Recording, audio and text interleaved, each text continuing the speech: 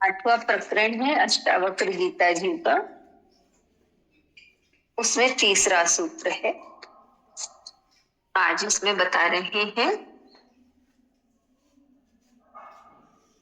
जब चित्त किसी दृष्टि अथवा विषय में लगा है तब बंध है, और चित्त जब सब दृष्टियों से अनासक्त है तब मोक्ष है। फिर से पढ़ती हूँ, जब चित्त किसी दृष्टि अथवा विषय में लगा है तो बंध है, और चित्त जब सब दृष्टियों से अनासक्त है तो मोक्ष है। बता रहे हैं, पहले और दूसरे सूत्र में अष्टावक्र बंध और मोक्ष की अलग अलग व्याख्या करते हैं, किंतु इसमें वे सार रूप में एक ही सूत्र में व्याख्या कर देते हैं कि जब चित्त किसी दृष्टि अथवा विषय में लगा है तब बंध है, और जब वह सब दृष्टियों से अनासक्त है तब मोक्ष है।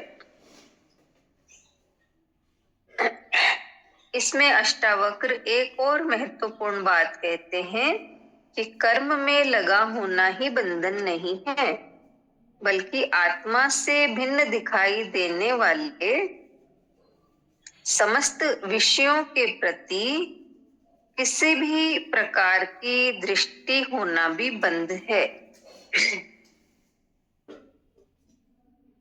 कार्य में लगा होना ही बंधन नहीं है, बल्कि आत्मा से भिन्न दिखाई देने वाले समस्त विषयों के प्रति किसी भी प्रकार की दृष्टि होना भी बंध है।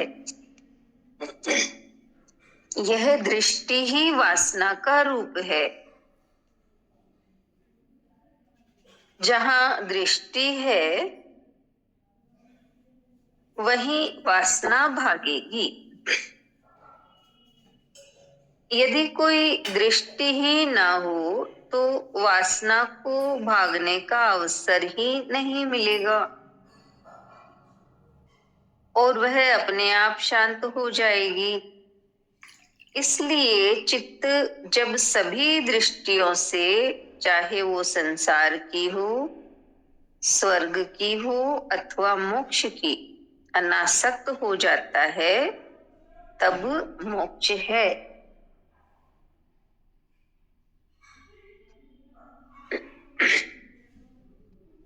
विषयों से दृष्टि हटाकर केवल आत्मदृष्टि वाला ही मुक्त है।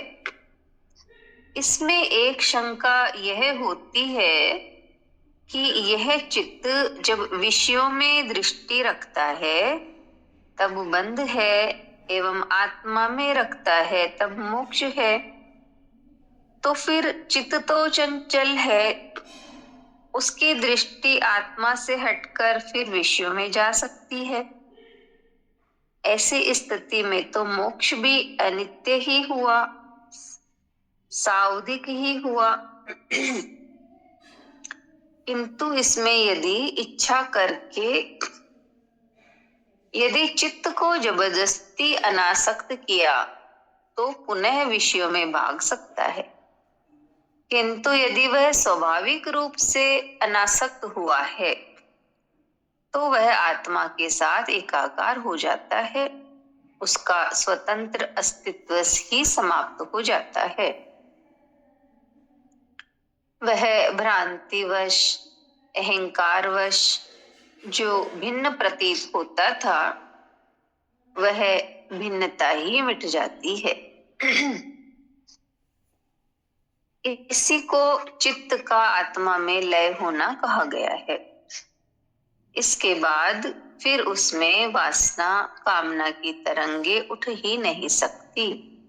जैसे भुना हुआ चना अंकुर पैदा नहीं कर सकता, उसी प्रकार आत्म रूप होने पर वह चित्त रहता ही नहीं, तो फिर उसमें वासना का बीज भी कैसे रह सकता है। इतना ही है लेसन।